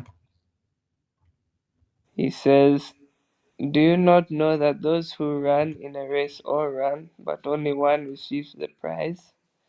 Mm-hmm. Run in such a way that you may win." Amen. This race he's talking about is the race of our faith, Hmm. right? Living Amen. out our faith, or doing good works as a result of our faith.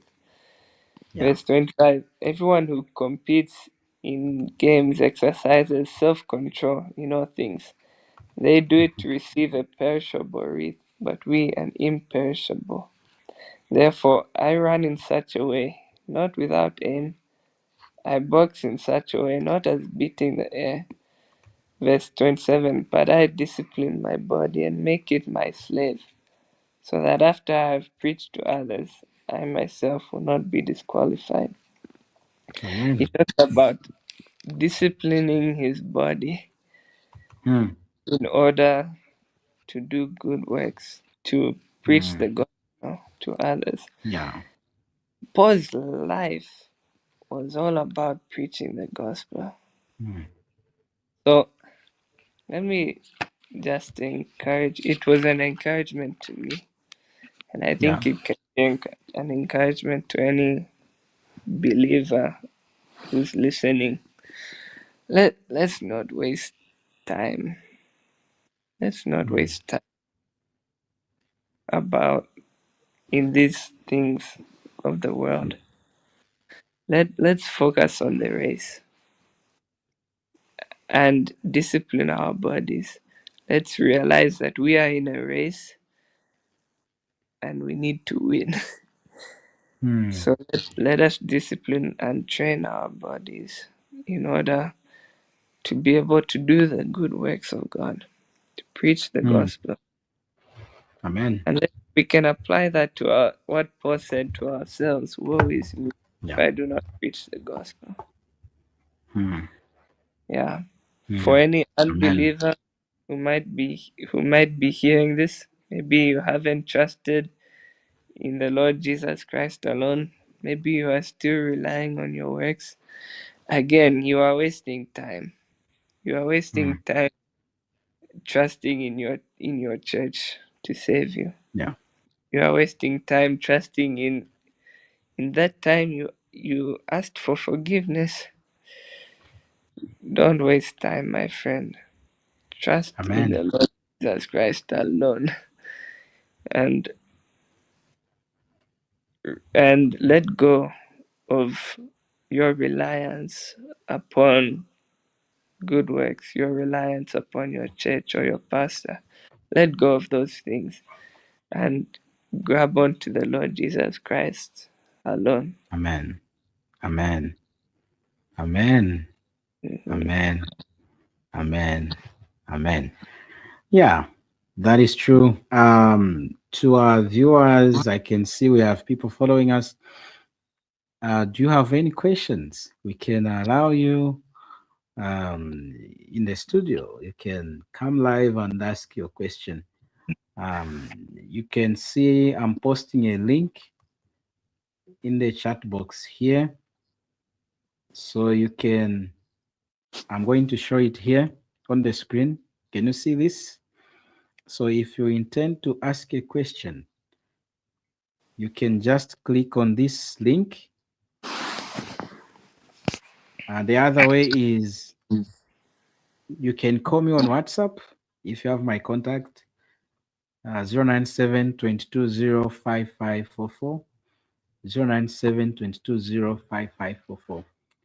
Based on what we have been discussing, if you have any question, you can either type in the chat box here, or you can call us live as we are in the studio, and we'll be able to dialogue with you.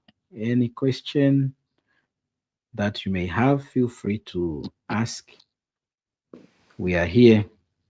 You can see the link to the studio in which we are. Josh and I are here in the studio. You can click on the link as shown on the screen, and then we can let you in and ask your question.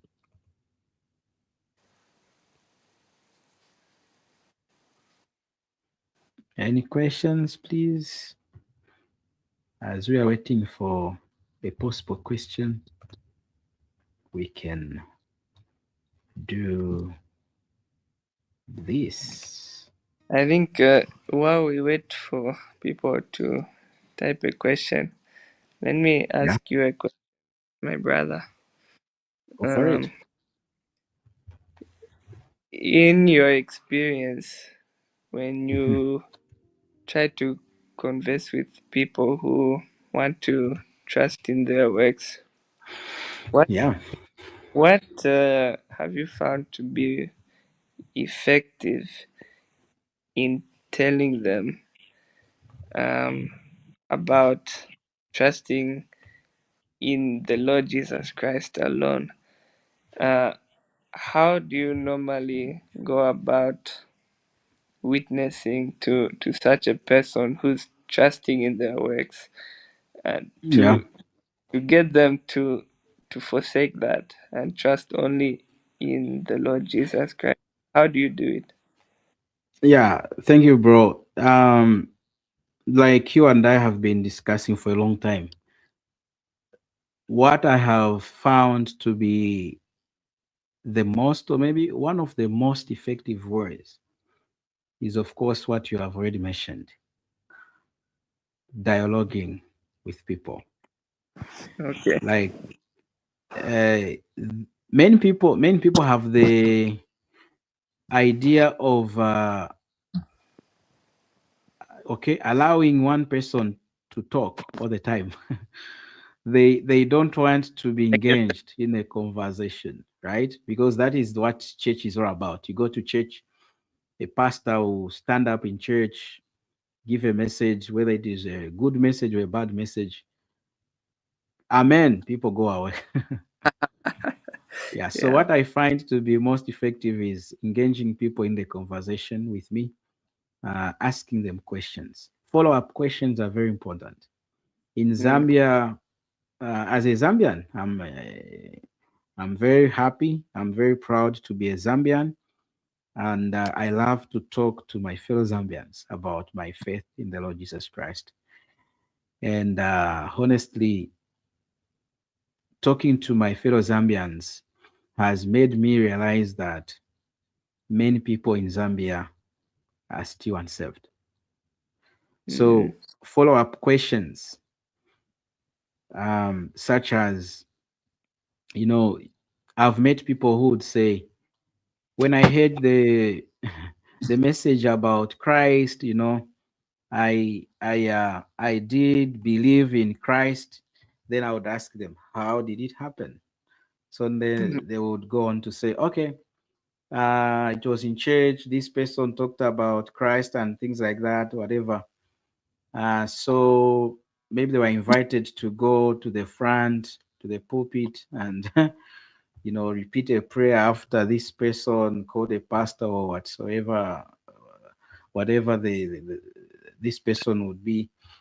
And then they would say, I believed, I believed. Okay. I'll be like, okay.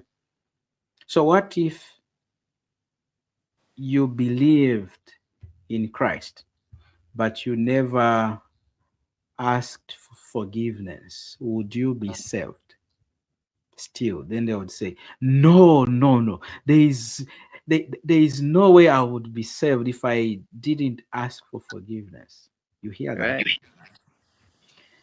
So this Right. person in the first place has been pretending to me, showing that he believes in Christ, but his heart, through dialoguing and follow-up questions, it has made me see that actually this person believes that asking forgiveness plays a role in salvation.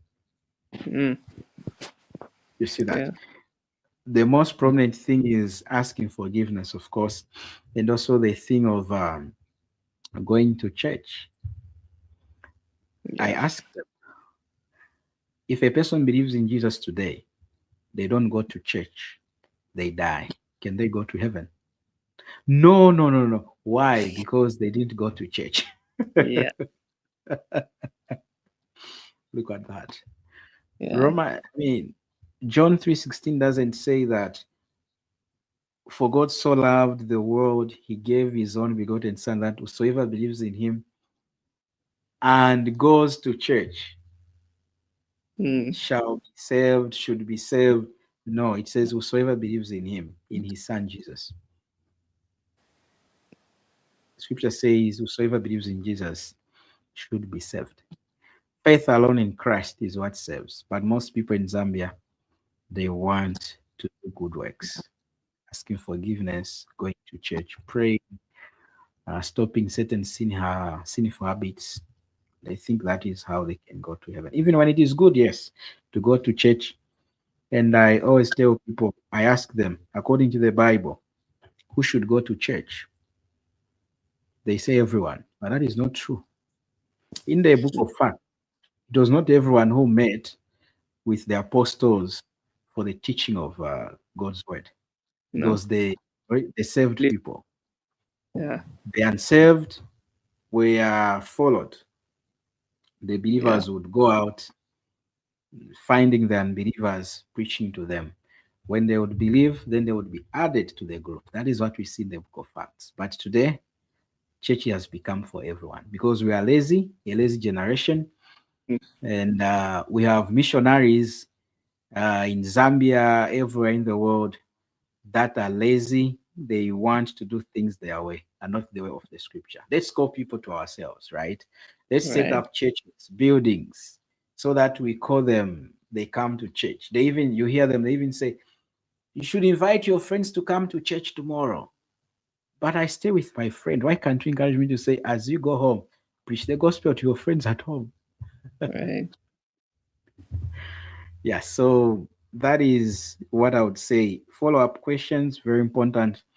And we need to get to people and dialogue with them. Otherwise, we would be deceiving ourselves that our people are saved. Meanwhile, they are not.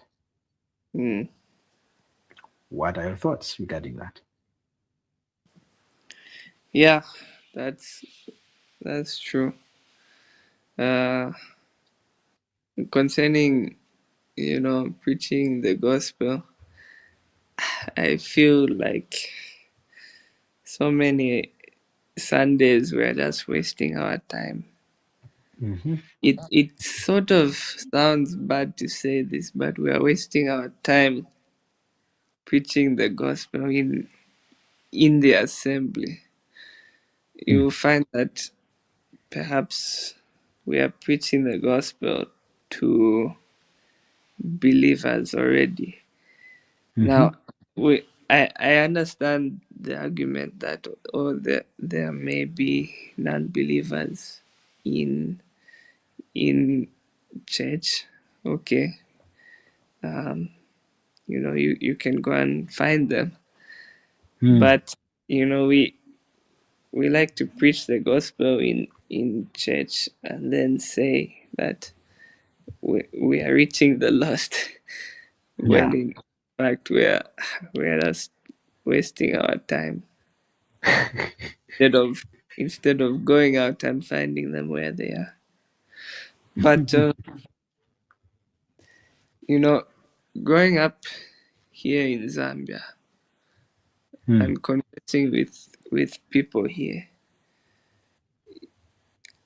even when dialoguing and asking follow-up questions like you've said, you'll find that people will say they'll just sort of agree with you Yeah. in whatever you are saying, when in actual fact, in their heart, they are still holding on to what they believed before. Mhm. Um, they'll even say, "Yeah, demo one, Mm. one. Demo one. Yeah. Yes, what you are saying is correct, but in actual fact, it's they are not agreeing." Uh, Mm. how would how would you? Is there any way to that you have found to uh, reach such a person, or to Mhm. to get them to not just agree with what you are saying, but to actually think about what you are saying and to to repent, if I can use that word. Yeah. Yeah. Yeah. Yeah. So I, when dealing with such kind of people, I ask them a question to say, suppose you died before meeting me and before talking about whatever we have talked, Mm, um, where would you have gone? For many, they would still insist to say they would go to heaven, mm, right? I ask them a question, why would you go to heaven? They'll still be counting on their work. Look at that. Look at how terrible that is. I've spent maybe an hour, 30 minutes or so explaining what salvation is and how one can be justified by a holy God. But this person is telling me they would go to heaven because of what they've been believing in for a long time. And it is at that point when sometimes it is frustrating because we're just humans. You might think, oh, I've just wasted my time. But I try to be patient with them and I try to ask follow-up questions still. I try to reinforce the gospel and still ask them and show them from the scriptures. Okay, see, the Bible says whosoever believes, but you said you'd go to heaven because you go to church. mm-hmm, Does that sound like the same thing? For some, they see it and say, oh no, oh, I now see. I was relying on my maybe going to church and things like that. But scripture says faith in Christ. There is one man recently, maybe not um, recently, but maybe some few months ago, he told me that he used to attend camps here in Chitokoloki. And after maybe the preaching of the gospel, I don't know if they used to hear the true gospel, I don't know. mm, Then as young people, because they had already done certain sins, they would get up before the elderly people, the elders, whatever, older people, the counselors, then they would stand up to say, may God forgive all my sins, right?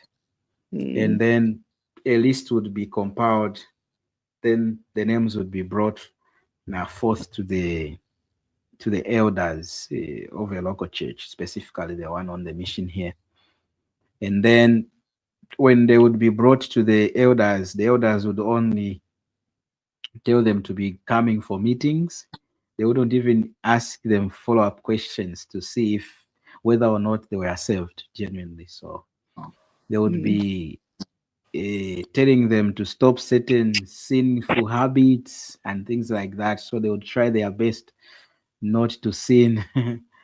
And this man was telling me that his whole life he believed that the fact that he stood up before people, counselors, and in church was announced as one of those who got saved at the camp. He thought he would go to heaven. But that day, when I was speaking to him, showing him from the scriptures, he was even laughing at himself, including, of course, the elders that couldn't show any concern for his salvation when his name was brought forward to them in the church, because he was so honest. He would even say none of them asked him about the questions I was asking him that day to see whether or not he was saved. And that man was able to say, so I've wasted all my years. If I died, I would have gone to hell. I was like, yes, because you are trusting in yourselves. You're not trusting in Christ. How can you attend church for more than 20 years or 10 years, 5 years, but you don't know the reason people go to heaven? You don't know Jesus, but you know about you asking for forgiveness. Yeah. For some, the majority would still want to defend their false beliefs, but the honest ones, who are a few, are able to see their false beliefs and, of course, repent. As you said, they would repent, change their mind about it, and express faith in the Lord Jesus. Yeah. Yeah, no, just continue asking the Lord to shine His light upon such people, Yeah. that they may stop relying on themselves and instead rely upon the finished work of the Lord Jesus Christ. Amen. Amen. Yeah. Amen. Yeah. We thank the Lord. We thank the Lord. Unless there is anything you'd like to say, bro, in conclusion, I can see that we might be dozing soon. Oh yeah, getting late. It's getting late, but it has been a productive discussion. We thank the Lord No, it that, was a great time discussing things, important things, yeah, Word of God, yeah. and we pray that many people will come to be saved. Amen.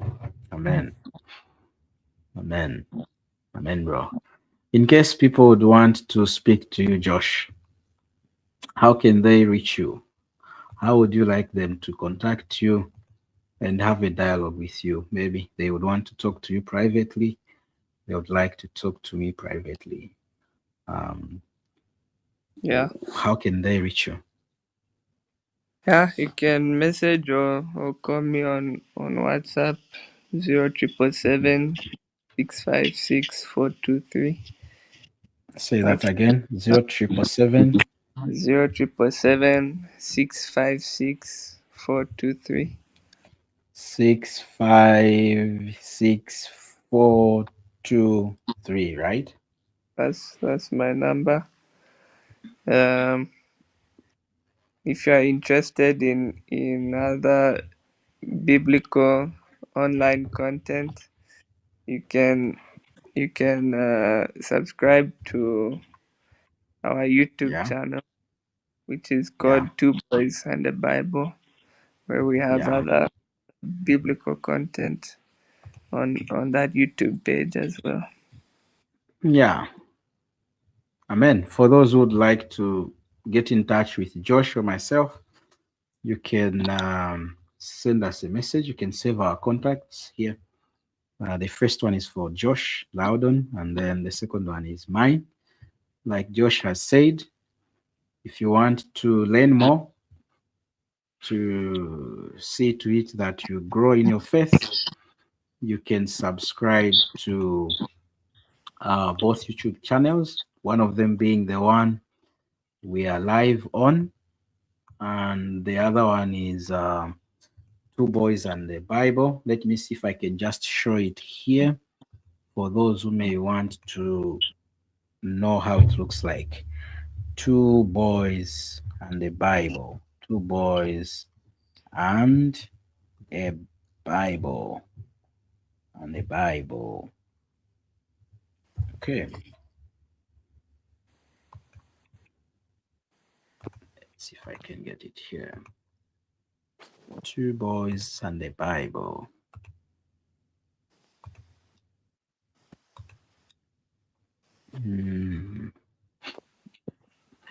Yeah, so you can learn a lot of things from the YouTube channel that Josh has just mentioned.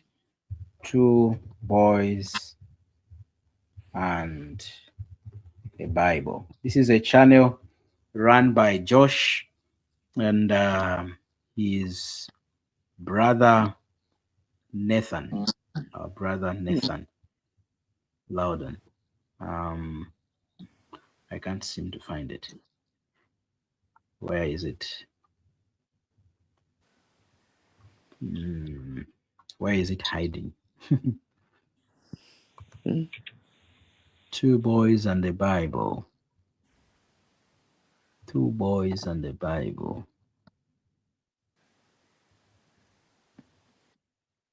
Two Boys and here it is. I found it, fortunately. Yeah, so this is, let me just show it here so that our viewers will be able to follow you, Josh. Here Okay. it is, Two Boys and the Bible. You can follow Josh and his brother Nathan here. This is their channel. As you can see, there is quite a lot of stuff you can learn from these brethren. They have done quite a number of videos, exposition. You can see Josh is there explaining stuff. You can see also his brother Nathan here. So you are welcome. We've introduced you to this amazing channel. Find time to check it out and see what you can learn from these brethren. It has been nice meeting up as always to discuss the Word of God, the Bible, with my dear brother Josh Loudon, joining me in the studio all the way from Ikeleng district. For those who may want to ask questions privately, please drop us messages, a text or a call. We'll be able to discuss other things. And thank you for watching. Thank you for listening. And we pray that the Lord blesses this work and that his name be glorified. Brother Josh, thank you for showing up. Looking forward to another time when we can meet up again and continue to discuss matters pertaining to our faith in our Savior, the Lord Jesus Christ. Brother, may the Lord continue to bless you. May the Lord continue to undertake for you in all that you do, that the name of the Lord Jesus Christ be glorified in your life and in our lives. Thank you, brother, Amen. for showing up It was and a great have, time. yeah, it was nice having you, bro. Mm. God bless you. And Thank you, brother. May we bless yeah, you. thank you, bro. The Lord bless you.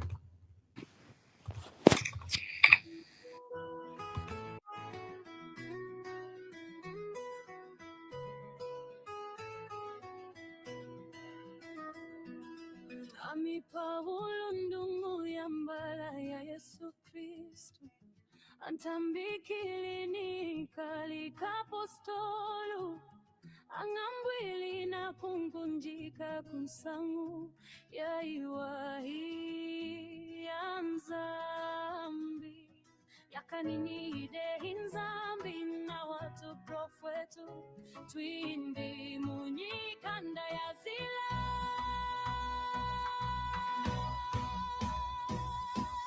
mulonga inatianga soni ya sangu ya iwahuku dingo ya nzambi ya kwa mwina na chuantu ejima kukuelela usambila Yudea ni agriki na wawa mulonga dimu na mwekeni mulonga kwa nzambi na kukuelela wakutwala kukuelela momona sone kunamu mukwakulonga wakahandila kukuelela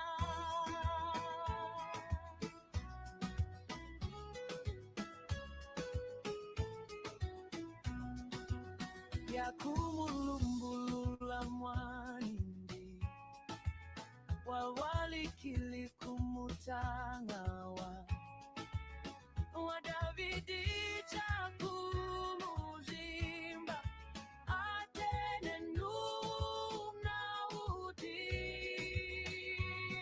mwana kanza mbina ngomu mwaya spiritu wakusila na kusanguka kwindi mudiafu yo mwanta wetu Yesu Kristu mulonga inatianga zambi ya nzamu ya iwahuku dingomu ya nzambi ya kwawina na chuatu eshima kukuelela kusambila Yudea ni agriki nawa mulonga dimuna mwekeni kulonga kwa nzambi na kukuelela kwa kutwala kukuelela womona sone kunawu mukwakulonga wakahandila kukuelela Luini postolu kudiena kulonda kuleta kwa waila kwa kukuelela mukachika nyunza ya wantu heshima hansangu yeshina